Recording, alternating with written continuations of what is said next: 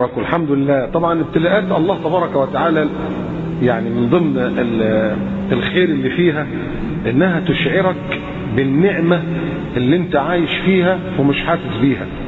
والله يا اخوانا احنا عايشين في نعم. صدق الله القائل سورة ابراهيم: وان تعدوا نعمة الله لا تحصوها ان الانسان لظلوم كفار.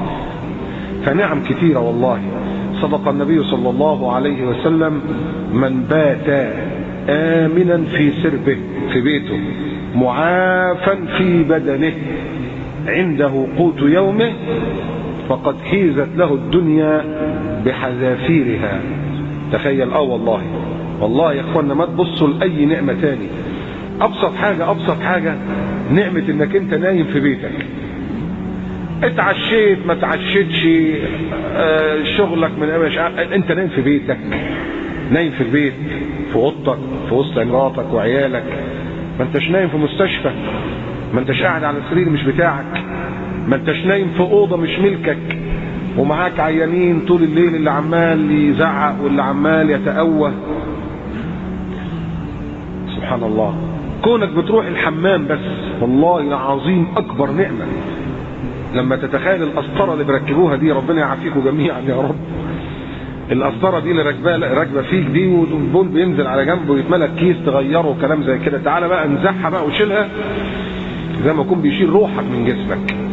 وشوف احنا بنخش دورة الميه كم مره وعادي الواحد بيخش وبيطلع عادي. صدق من قال: انت بتقوم الصبح تغسل وشك. في ناس بتقوم الصبح عشان تغسل الكلية بتاعتها. ما احنا مش حاسين. الصحة تاج على رؤوس الأصحاء لا يراه إلا المرضى. أنا بكلمك كلام يمكن أنت ما انتش حاسس بيه. نعمة إنك أنت تنام بالليل دي، نايم بالليل والله أعظم نعمة. تعال شوف بقى لو أنت نايم ولازم تقوم بالليل تروح الحمام مرتين ثلاثة وحد يسندك، وشوف بقى البول وهو نازل بحرقان وعمال تصرخ وعايل هم شربة المية اللي بتشربها دي هتنزل ازاي دي. آمنت بالله. والله يا اخوانا الانسان ضعيف. صدق الله القائل: وخلق الانسان ضعيفا. سورة النساء. الانسان ده عبارة عن لسان. شوف لما بينام كده يتأوه وامراض بسيطة وحاجات خفيفة الحمد لله يعني ادينا بنقوم وبنتعافى. لكن هو طبعا الحمد لله الابتلاء من الله سبحانه وتعالى بيبقى لعدة حاجات. واحد: تمحيص ايمان وليمحص الله الذين امنوا ويمحق الكافرين. سورة آل عمران. 2: تكفير سيئات.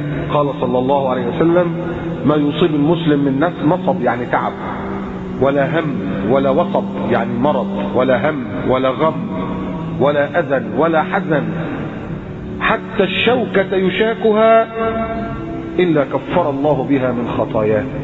شوف الإنسان المريض ده تلاقي جسمك متشكك، حاجات داخلة في جسمك وحاجات متركبة عشان لما يجي يركبوا فيها محاليل ولا يركبوا فيها حاجة موجودة بتعاني سبحان الله. حتى الشوكة يشاكها إلا كفر الله بها من خطاياه. 3: رفع درجات في الجنة.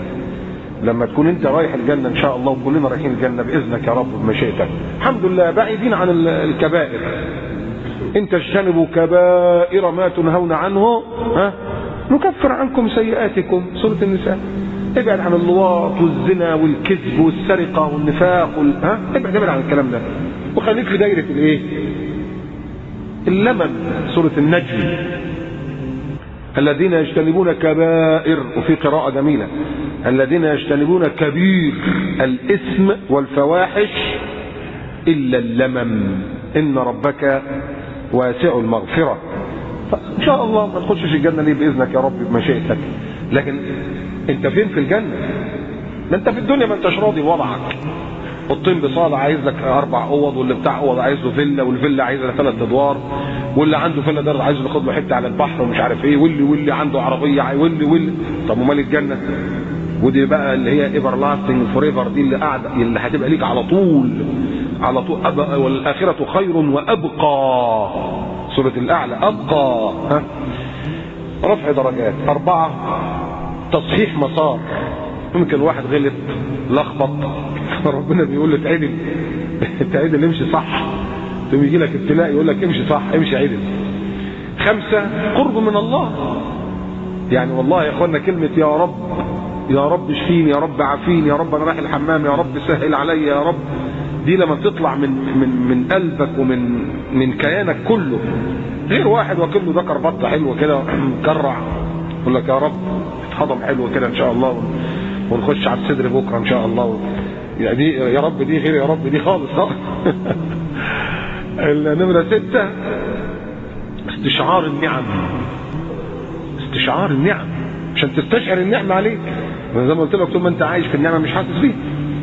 ثم تستشعر نعمة الاكل ونعمة النوم ونعمة انك انت نايم بالليل والناس نايمة كده وانت نايم بتشخر مش حاسس، مش قاعد طول الليل عينك في السقف ومفيش نوم تسبح وتقوم وتيجي.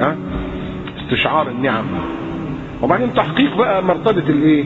الصبر، وتحقيق مرتبة الشكر، ان الحمد لله رب العالمين على كل حال وعلى اي حال، ونعوذ بالله من حال اهل النار مهما حصل معانا هيكون ايه يعني.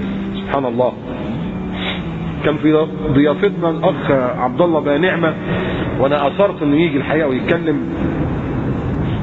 يعني ربنا يا رب يعافيه ويبارك فيه ويحفظه. طبعا ده ابتلاء له وابتلاء لاهله يعني شفتوا هذا الاخ الداعي الى الله ربنا يكرمه، تخيل ان ده ما فيش اي حاجة حية فيه غير راسه اطلاقا، ما فيش حاجة، ما فيش حاجة خالص، هو دماغه بس. شفتوه انتوا لو جاي نايم على اللي بيتكلم، لما انت تبص له كده تقول ايه؟ وهكذا الحمد لله يعني.